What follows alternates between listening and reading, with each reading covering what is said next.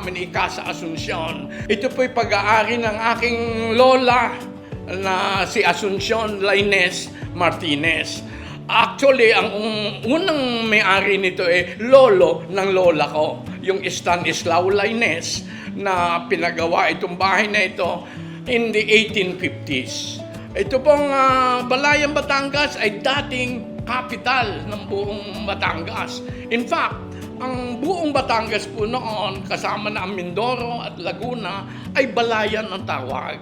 After 200 years na sa Spaniards, nalipat ang pagka-capital nitong Batangas sa Taal hanggang mapunta na sa Batangas City na hanggang ngayon ay capital natin. Yung po ang history namin dito sa Balayan, sabi nga nila, dito nagmula ang sibilisasyon ng Batanggenyo.